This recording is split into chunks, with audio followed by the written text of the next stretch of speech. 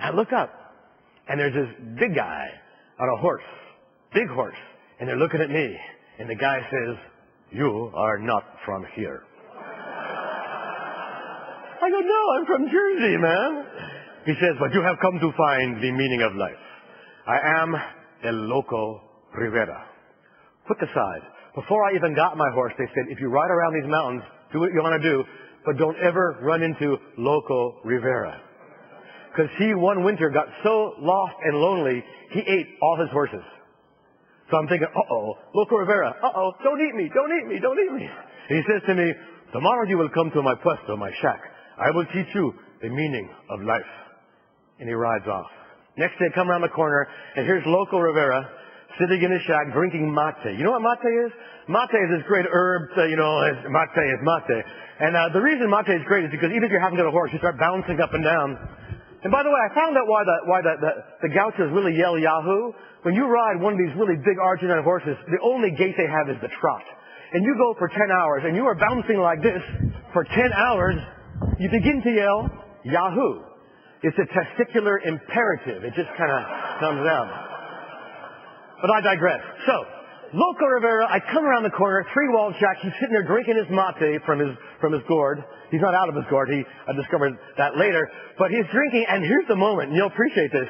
The things you remember, I remember walking around, and he looked at me, I looked at him, and this one gourd blew off the wall. It's always windy in Patagonia, and lands at his feet.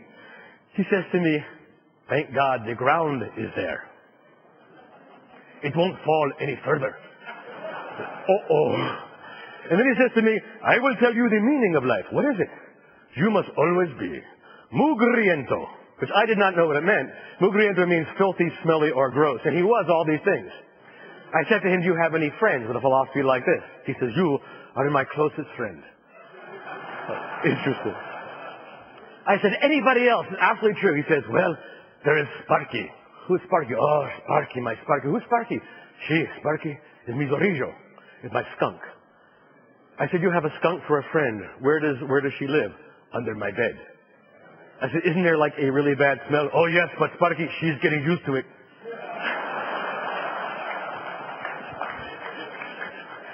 Argentina. Anyway, so we become good. I don't know why, but we kind of hit it off. This doesn't say much about me, I know. We become very good friends. And he had so many stories that I can't tell you. I'll tell you it later.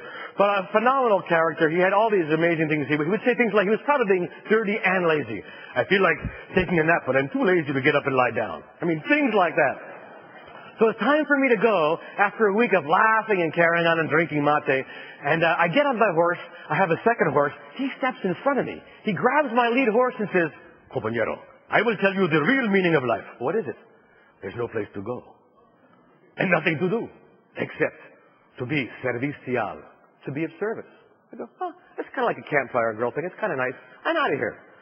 So I ride away. I ride over a mountaintop, find a place no one's ever camped, which says to a smart person, "Do not camp here." I say, it'll be the first person.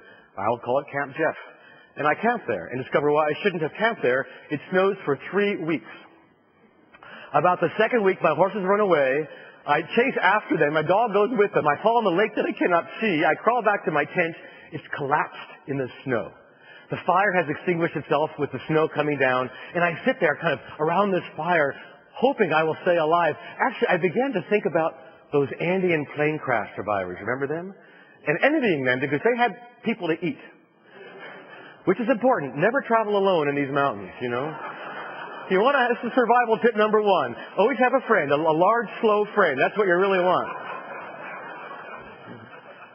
I'm sorry, I take that back. I didn't really mean that. But, well, here's the point of the story. So now I know I'm going to die. And again, I don't die in any of these stories. Some of you are looking very worried. But I had this amazing sensation. Like, I was like happy. And I'm not suicidal. I was happy because nothing else could go wrong. Right? No worries about my horses running away. They were gone. No worries about running out of food. None. I was like that mate gourd. I'd hit the ground. I couldn't fall any further. And then it dawned on me that all this time I'd been running away from the truth when the real adventure of being alive was back the way I came.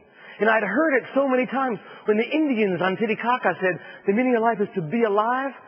That's the only answer that makes sense when you think you're about to die.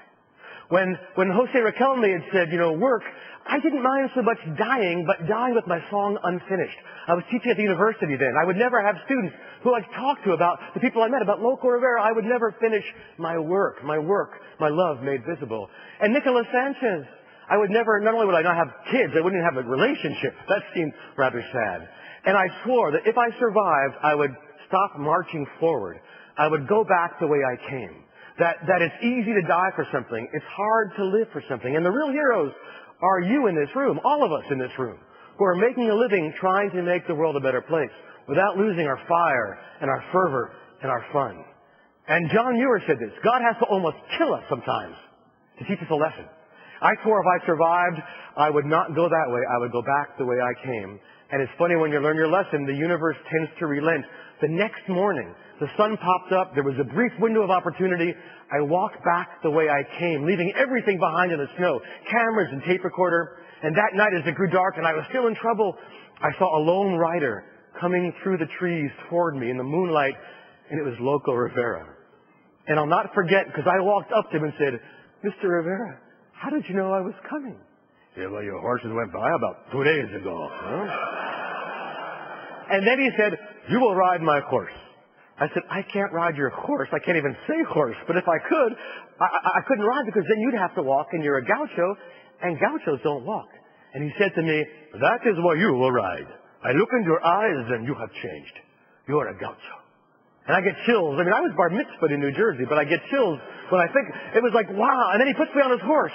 And here's the scene. It's like, remember Bonanza when the almost dead guy is being brought in? Like, I'm holding on the horse, and he's walking along with his little spongy rubber boots, and he stops and says, Mr. Gaucho, where did you go? I said, nowhere. Huh. Mr. Gaucho, what did you do? I said, well, nothing. And then he had me, right? So, Mr. Gaucho, what is the meaning of this life? I said, well, that's to be of service, isn't it? Muy bien, let's go back to my shack. Have I ever told you about my skunk? I just came yesterday from my parents' house. My dad's 91, my mom's 89. They still have this picture up on their wall.